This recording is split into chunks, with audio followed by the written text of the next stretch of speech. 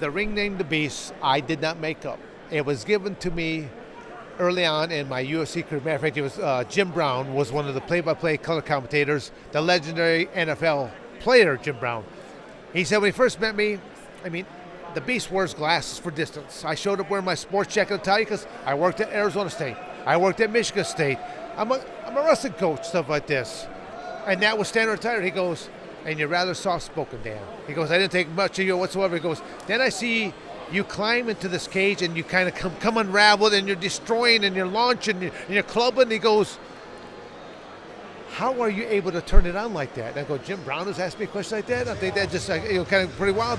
I go, I've always been able to do that. Through my amateur wrestling career, I can't club people, but I turn on a great deal of intensity. Like a light switch. Can you explain that? It's just like an emotion where you just, Chris, like a wave coming over you. The guy you're talking to right now is Dan Severn. Yes, sir. If you gave me 5 minutes walking away and I come right back into, you are almost will become oblivious to me because it's like I can turn on something that very few athletes will ever be able to tap into.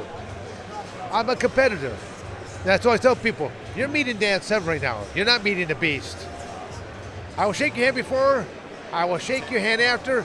No hard feelings for what's about to come at you.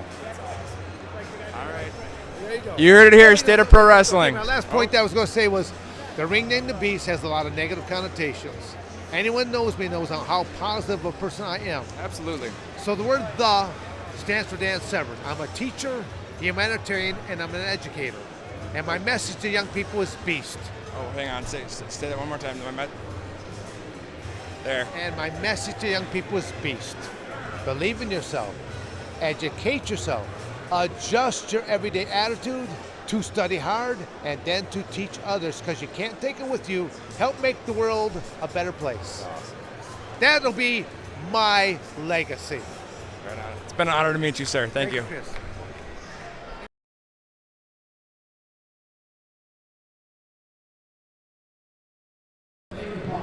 Just the fact that I took a couple minutes with them, they love the fact. I shake their hands. I got off my lazy ass and moved around.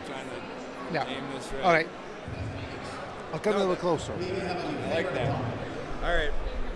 There are a lot of people who have tried to make the transition from mixed martial arts to wrestling. Quentin Rampage Jackson, when he switched from the UFC to TNA and what was the other? Oh, Bellator. They tried to use him as a wrestler, and he just couldn't. You couldn't buy it. That was one, but even a more recent match, a professional wrestler that tried to step into CM Punk. Okay. And again, another kind of a tragic, short-lived career. What do you think? You think his career is done, or do you think the UFC will? No, I would not say it's not done. I'll just simply say that. I don't even know if I've ever met him. Okay, but I'll just say that both industries, there is a physical preparation. Sure. And there's a mental mindset because if you're a professional wrestler, you have to take on the mindset of whatever your role is that night. And the same way in a cage fight, you better have your mind right when you step in that cage, otherwise someone's about to turn you into a hamburger.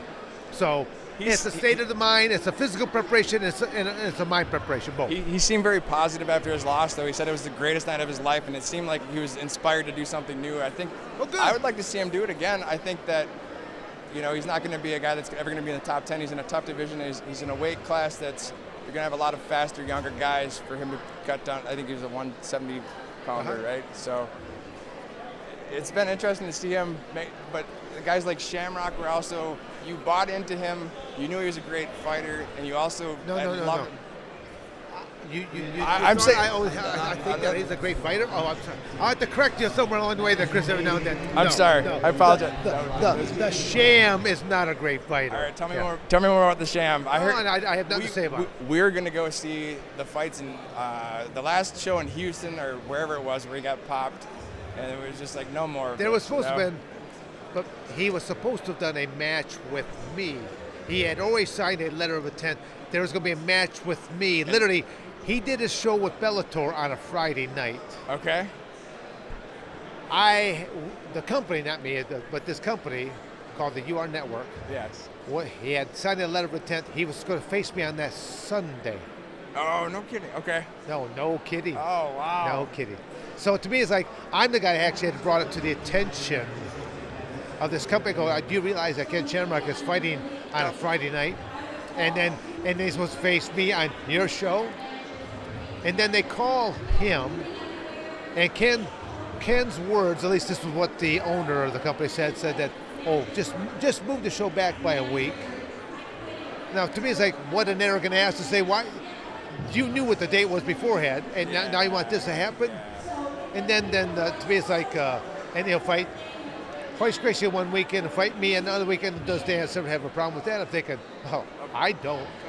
I go, but you, Mr. Company Owner, if he gets any little boo-boo whatsoever, 30-day suspension. So what does that do for you and your company now? So literally, I had to deal with a company that has no idea.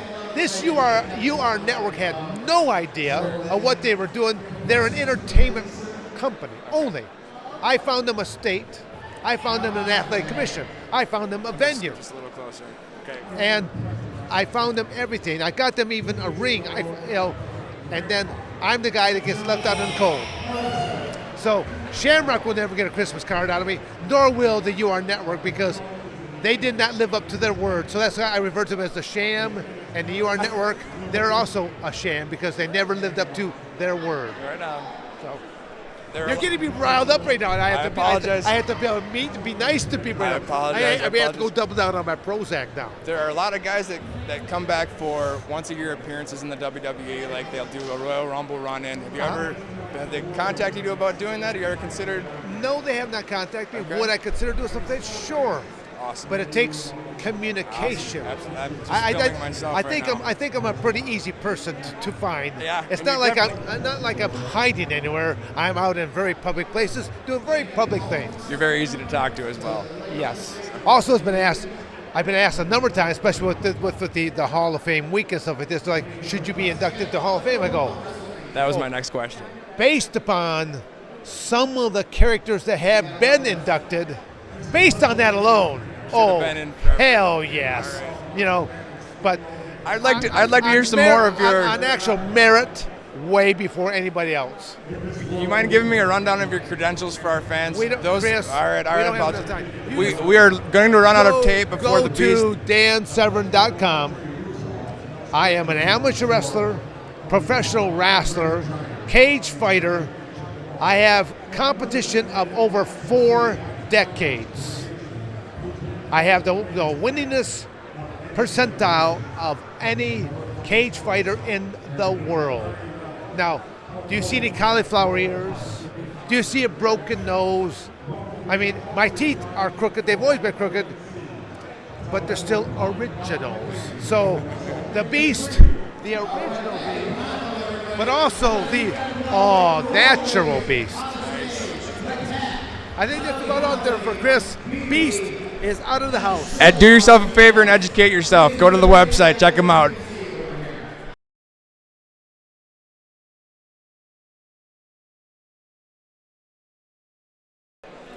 This is John Frederickson, the stateofprowrestling.com. We are here with the Beast, Dan. Excuse me. Jeez, we are terrible. Dan The Beast Severn. No problem here. We're here in beautiful Orlando, Florida for WrestleCon. WrestleCon. Sir, I just have to ask you one question. How do you feel about the current state of pro wrestling? Oh, wow. It just depends on what product you wash it, but I'll simply use the word stale. We need a few more characters. Again, that's what I appreciate. Maybe other people may not, but I appreciate the true characters of professional wrestling, and we don't have any real standout type of characters. But that's just me. It may not be everyone's, taste, though. I got you. All right, beautiful, beautiful. And how was the match the other night with Matt Riddle? How did that go? You know something? I didn't know until literally less than 24 hours before the match that the match was starting at midnight. Now, it's a little past the Beast's bedtime at that point in time. So right. I was a little tired. I was a little cranky, But it was actually a great match. We were able to do things that I cannot normally do with a normal professional wrestler. So people were treated to some mat wrestling. They saw some amateur wrestling this. They saw a little Greco-Roman that. So it was a wide assortment of wrestling all displayed on a professional wrestling show. Beautiful, beautiful. I feel bad that we missed it. You're going to have to get Flow Slam and check that out. I'm very excited to check that out. If any of your viewers want to know more about who is this guy known as Dan The Beast Severn, simply go to my website at www.dansevern.com. Has all of my information there. And if you don't know who I am, well, you must have been living underneath a rock for the last 40 some odd years. That's how long I've been terrorizing people. Been involved in the sport of amateur wrestling since 1969. Started teaching it by 71. Won my first national title at 72, and you all were born when? Let's face it, the ring name The Beast was given to me by the legendary football player Jim Brown, and it was well earned. I do still feel terrorized with your arm around me. Well, it's because of all the Star Trek I've been watching. I've got the Vulcan death grip pinch on you right now. You just don't realize it, how close you are to death, my friend. All right, well, thank you, Dan The Beast Severn, everybody. Signing off. Beast out. This is King Mo, and I'm checking out State of Pro Wrestling. Y'all should too.